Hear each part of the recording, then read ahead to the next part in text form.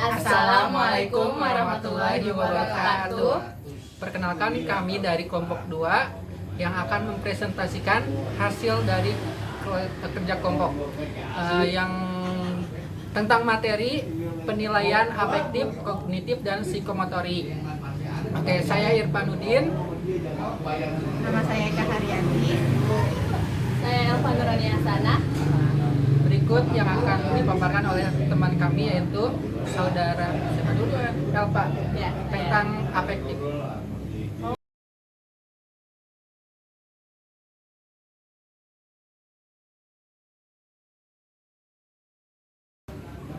Saya Elva Nurani Hasanah. Saya di sini akan menjelaskan tentang apa itu penilaian kognitif.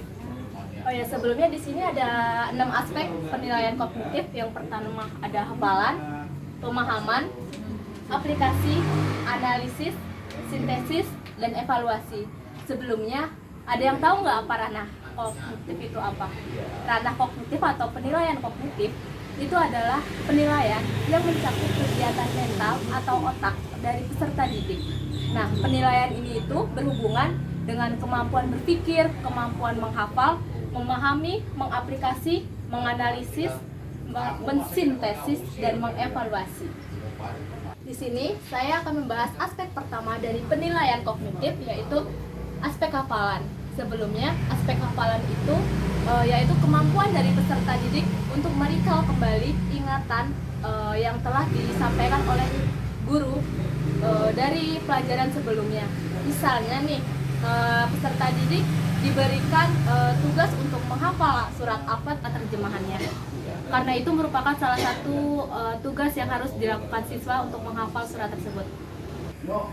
Yang kedua, di sini ada aspek pemahaman. Aspek pemahaman di sini artinya kemampuan seseorang siswa untuk mengerti sesuatu. Di sini siswa dikatakan memahami sesuatu ketika seorang siswa tersebut dapat menjelaskan kembali apa yang telah diuraikan atau dijelaskan oleh gurunya tersebut.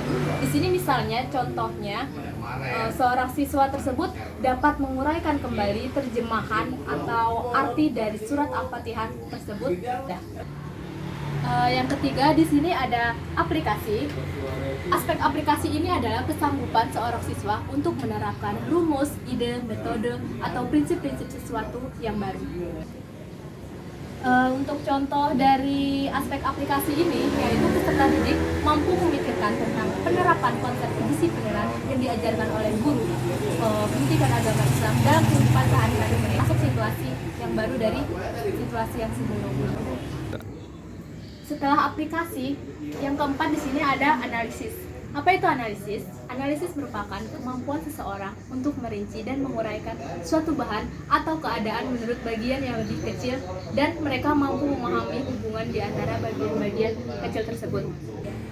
Contoh dari aspek aplikasi ini yaitu peserta didik dapat merenung dan memikirkan dengan baik tentang wujud nyata dari kedisiplinan peserta didik tersebut dari rumah, sekolah, dalam masyarakat juga sebagai bagian dari pelajaran agama Islam yang diajarkan oleh gurunya.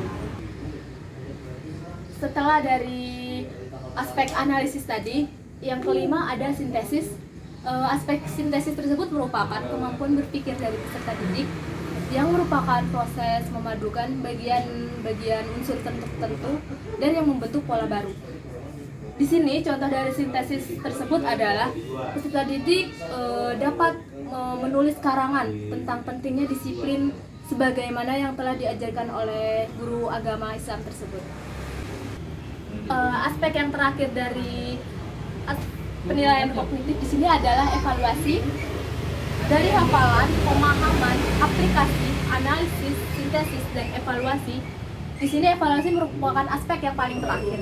Apa itu aspek evaluasi? Aspek evaluasi adalah kemampuan dari peserta didik untuk membuat pertimbangan terhadap suatu kondisi tertentu.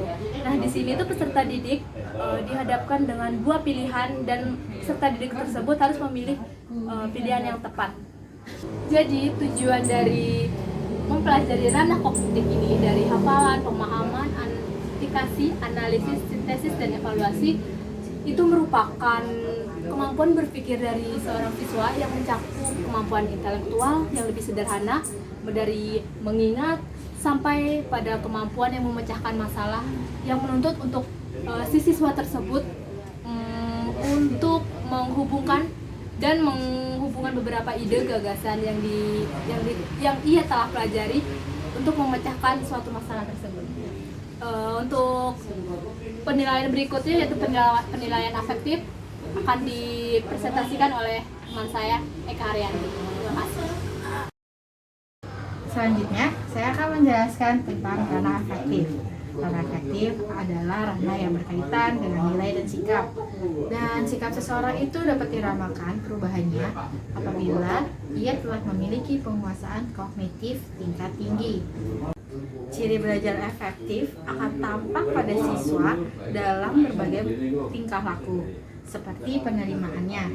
Nah, penerimaannya ini mencakup kepekaan akan adanya suatu rangsangan dari kesediaan untuk memperhatikan rangsangan tersebut walau bersifat masih pasif. Misalnya, siswa akan rela memandangi peta geografi Indonesia dipamerkan di depan kelas. Yang kedua ada partisipasi. Partisipasi mencakup kegiatan untuk memperhatikan secara aktif dan turut berpartisipasi dalam kegiatan. Contohnya siswa yang berpartisipasi dalam upacara bendera dan berdiri tegak menyanyikan lagu nasional dengan volume atau nada yang lebih lantang. Lalu yang ketiga adalah penilaian. Penilaian mencakup kemampuan untuk memberikan penilaian terhadap sesuatu dan memposisikan diri sesuai dengan penilaian itu. Misalnya, siswa akan menunjukkan dengan mempersiapkan sejumlah pertanyaan secara tertulis, mendatangi pertemuan kelompok secara rutin, dan berpartisipasi aktif dalam kegiatan belajar. Lalu yang keempat ini ada organisasi. Kalau organisasi ini mencakup kemampuan untuk membentuk sesuatu sistem nilai sebagai paduan dan pegangan dalam hidup dan menyatakan dalam mengembangkan sesuatu. Seperti yang tadi penilaian kan dan kelompok, contohnya dan dia ada organisasinya. Misalnya mahasiswa mampu menguraikan secara tertulis nilai hasil kelompoknya. Dan kelima ada pembentukan pola hidup. Pembentukan pola hidup mencakup kemampuan untuk menghayati nilai-nilai kehidupan sedemikian rupa. Kemampuan tersebut sulit untuk dituangkan karena mengandung unsur kebiasaan yang baru dibuat dalam waktu yang lama. Misalnya, menunjukkan sikap, ketelitian, kedisiplinan dalam hidup pribadinya. Dan selanjutnya tentang psikomotorik akan dijelaskan oleh teman saya Irfan. Selanjutnya saya akan menjelaskan tentang psikomotorik. Psikomotorik adalah berisi perilaku yang menekankan aspek dan keterampilan motorik seperti tulisan tangan, mengetik, berenang, dan mengoperasikan mesin. Penilaian hasil belajar psikomotorik, ada beberapa ahli yang menjelaskan cara menilai hasil belajar psikomotor.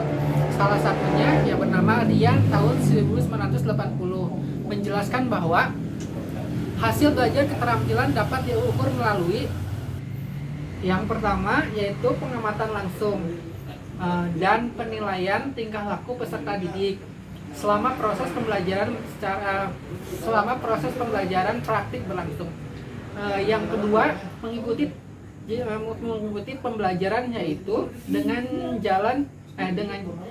jalan memberikan tes kepada peserta didik untuk mengukur pengetahuan, keterampilan, dan sikap. Dan yang ketiga yaitu beberapa waktu sesudah pembelajaran selesai. Penilaian psikomotorik sendiri terdiri dari 7 aspek. Yang pertama persepsi. Persepsi itu sendiri tergantung bagaimana siswa itu menangkap apa yang dijelaskan oleh guru mata pelajaran yang memberikan pelajaran ya. Aspek yang kedua yaitu kesiapan. Kesiapan itu sendiri tergantung dari siswa yang mengikuti pembelajaran tersebut. bila siswa itu telah atau diri sendirinya sudah siap untuk melakukan pembelajaran, insya Allah pembelajaran tersebut bisa masuk ke otaknya si siswa tersebut. Yang ketiga yaitu guide response atau respon terpimpin. Yang keempat mekanisme itu sendiri tergantung dari guru tersebut cara menjelaskan atau menerangkan pembelajaran. Yang kelima respon tampak yang kompleks. Dan keenam penyesuaian. Yang terakhir penciptaan. Oke, dari penjelasan di atas dapat dirangkum bahwa penilaian psikomotorik adalah penilaian hasil belajar atau keterampilan, harus mencakup persiapan, proses, dan produk. Penilaian dapat dilakukan pada saat proses berlangsung, yaitu pada waktu peserta didik melakukan praktik atau sesudah proses berlangsung dengan cara mengetesnya peserta didik.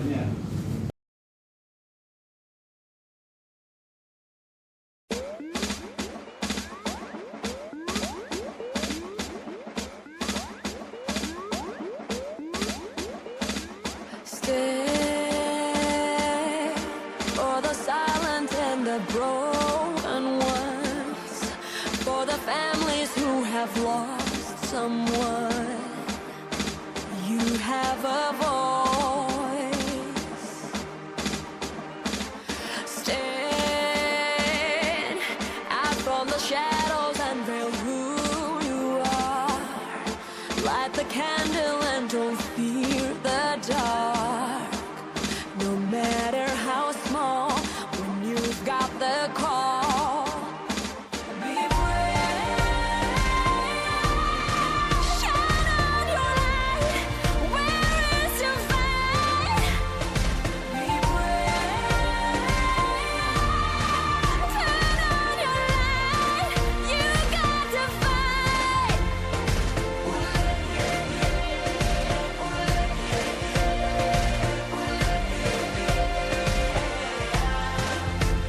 Be brave. Be brave.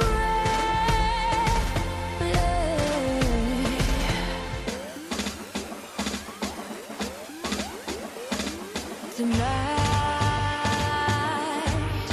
we celebrate our love for you, 'cause you've given us so much of you. For every single sacrifice, you have paid the price. And wherever you may go, I know that you can make it so. Don't give up the fight. Don't turn out the light. Be brave. Shine on your light. Where is your fight? Be brave. Turn on your light. You got to fight.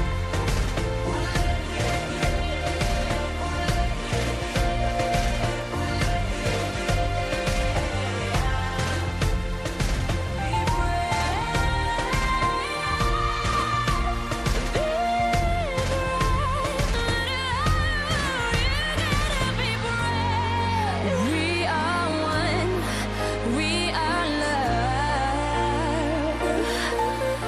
Let our strength unite us and not divide us. Let's stand as one.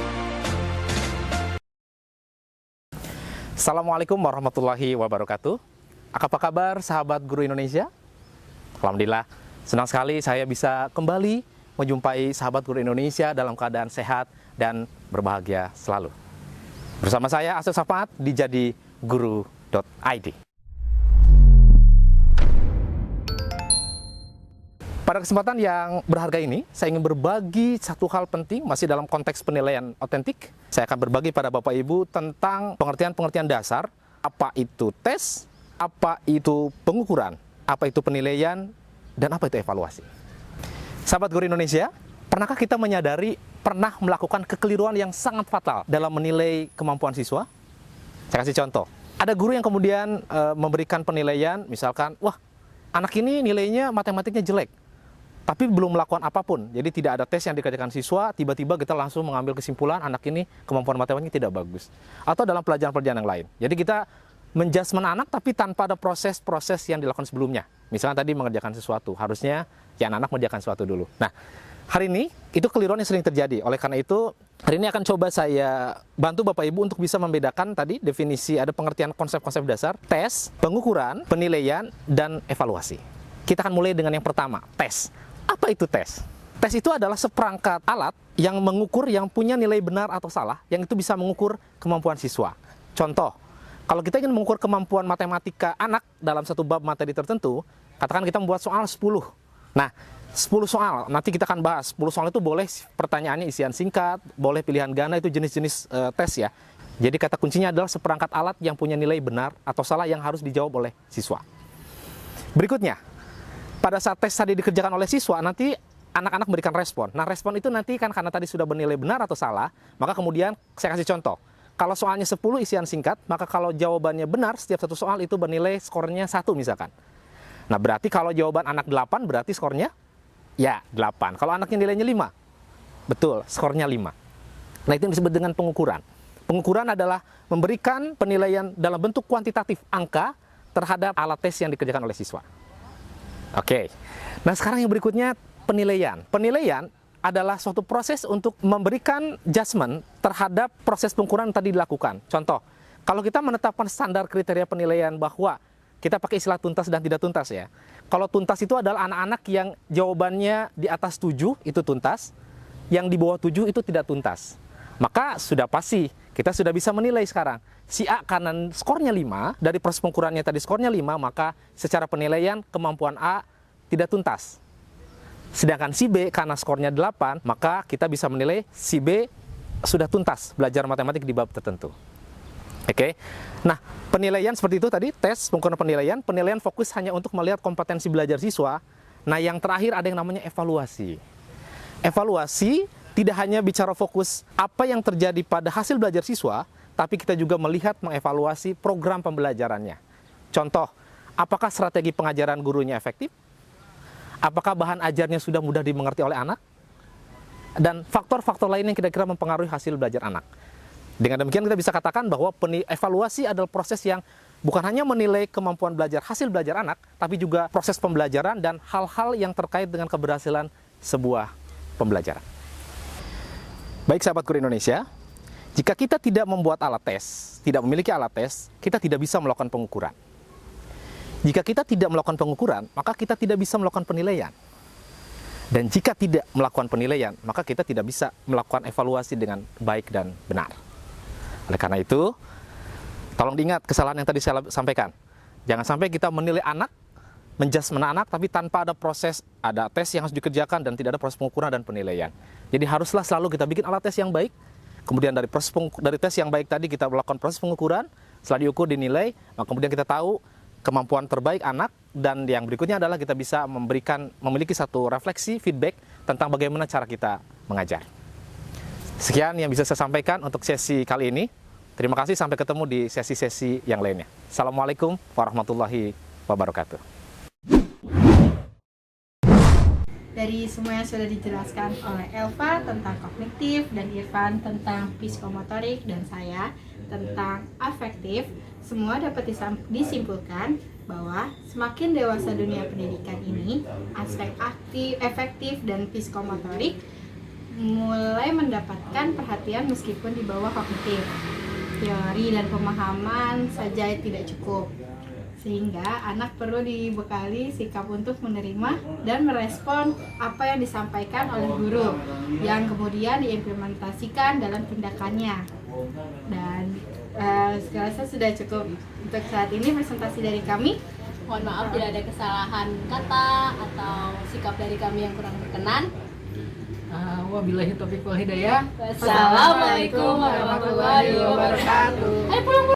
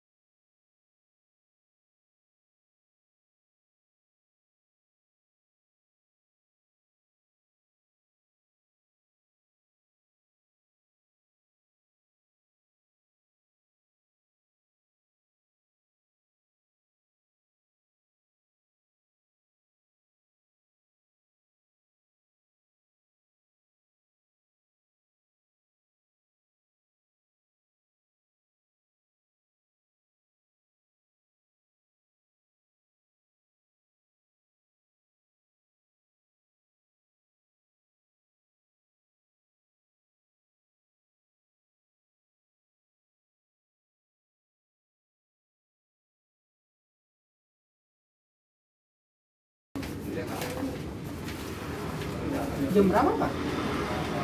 Jam 11. Mau balik kan? Jam 11 malam. Iya. Iya. Udah coy balik. Udah.